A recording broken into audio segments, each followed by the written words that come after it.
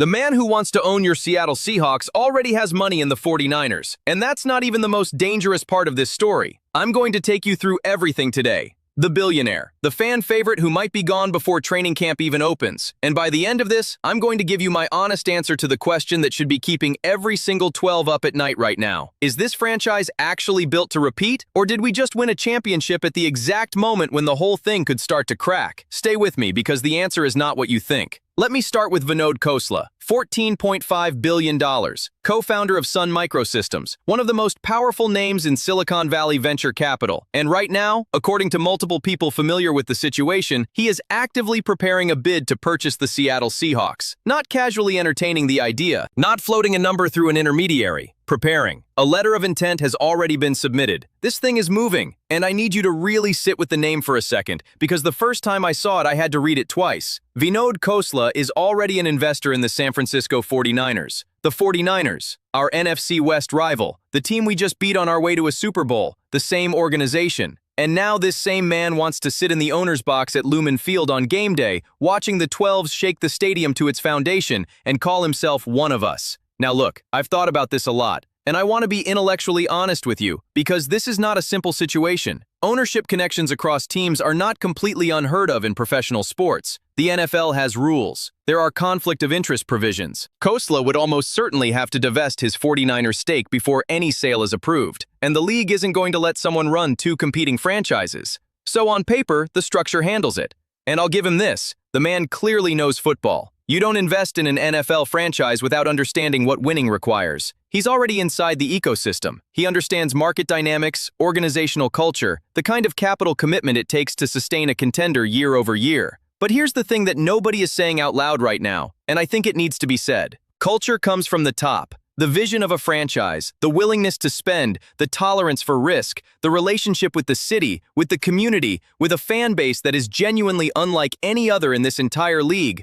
All of that flows downward from whoever is sitting in that owner's box. And when I think about what made this franchise special, what made Paul Allen special, it wasn't just the money, it was the commitment. The sense that the person at the top understood what this team means to this city, to these fans, to us. So when I imagine a guy who literally had financial skin in the game for the Niners now becoming the face of Seahawk ownership, I don't just think about the legal structure, I think about the feel. I think about what it means to walk into Lumen Field knowing who signs the checks. And yeah, that gives me pause. It should give you pause too. The Seahawks organization put out a statement saying there is, quote, no news to share about the process. Allen and Company, the firm handling the sale, declined to comment. So nothing is official. But multiple serious sources are treating this bid as real and Khosla as a legitimate frontrunner given the financial firepower he brings to the table. The window here is critical, by the way. Whoever ends up buying this franchise is going to inherit a Super Bowl champion. They're going to inherit one of the loudest and most loyal fan bases in the history of professional football. They're going to inherit Mike McDonald, one of the brightest coaching minds in the league right now. They are going to inherit a roster with legitimate championship DNA. The question is what they do with it. Because right now, this offseason, with this roster, with this momentum, the window to build something that doesn't just win once but dominates, that window is open. It is wide open. And whoever becomes the next owner of this team is going to have an enormous say in whether we climb through it or let it close.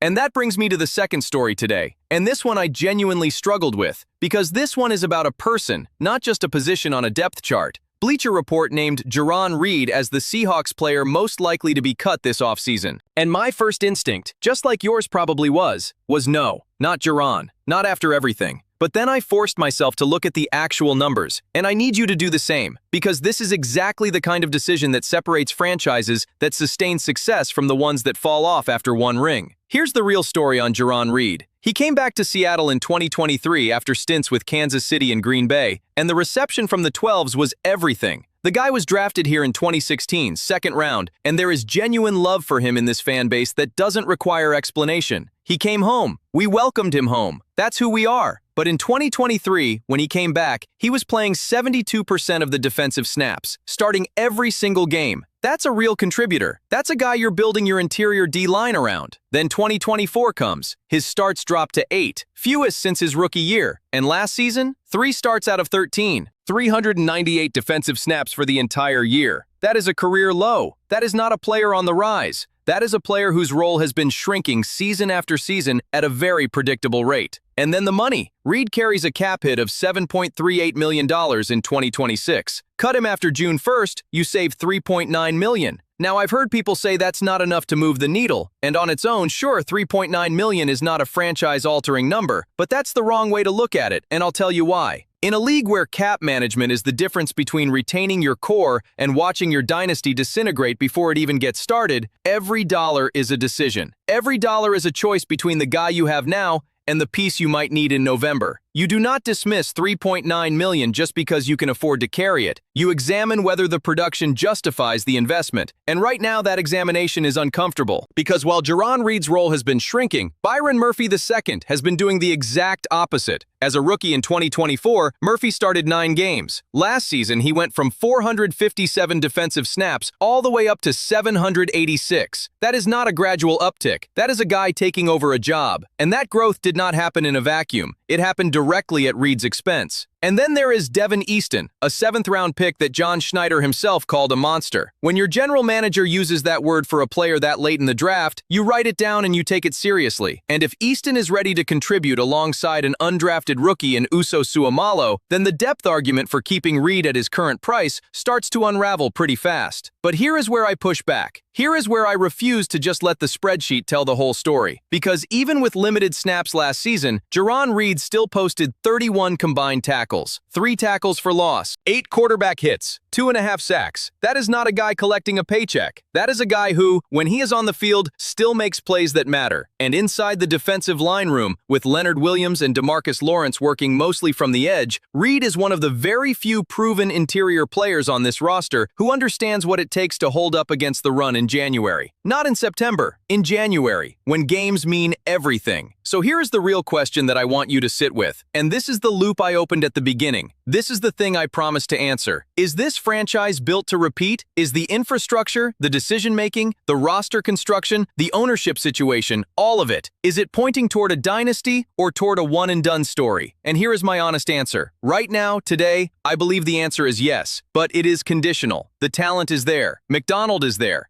The culture of winning that this locker room has built is real. But the decisions that get made in the next 60 to 90 days are going to either reinforce that foundation or put cracks in it. Cutting Jarran Reed is not automatically the wrong move. If Easton and Murphy are ready, if the youth is genuinely prepared to step into that interior role without missing a beat, then it is the right football decision, and you make it because that is how champions stay champions. But if you cut him, and that interior collapses in Week 6 against a team with a dominant running back, that $3.9 million is going to feel real expensive in hindsight. And on the ownership side, I do not care who it is as long as they understand one thing. The standard was set here. The 12s do not accept mediocrity. Lumen Field is sacred. This is not a market where you come in, cut payroll, play it safe, and hope the fans show up anyway. They will show up, but they will let you know exactly what they think. Whoever buys this team needs to walk in the building on day one understanding that they are stewards of something larger than themselves.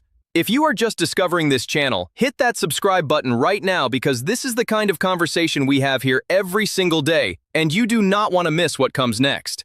The bottom line, 12s, we are in the middle of a pivotal offseason and 2 stories are defining it. A $14.5 billion billionaire with 49ers ties is moving to buy our franchise, and a veteran with 11 years of loyalty and history in Seattle is potentially playing his last season in this uniform right now without even knowing it yet. These are not small stories. They are the stories that tell you exactly where a franchise is headed. And where I think this one is headed, if the right people make the right calls in the right order, is back to the Super Bowl. I am not just saying that because I am a 12. I am saying it because the roster is there, the coaching is there, and this city, this stadium, this fan base is absolutely not done. We are not a one-year story. We are a movement. And the window is open right now. Go Hawks! If this hit different for you today, smash that like button and subscribe. You belong here with us.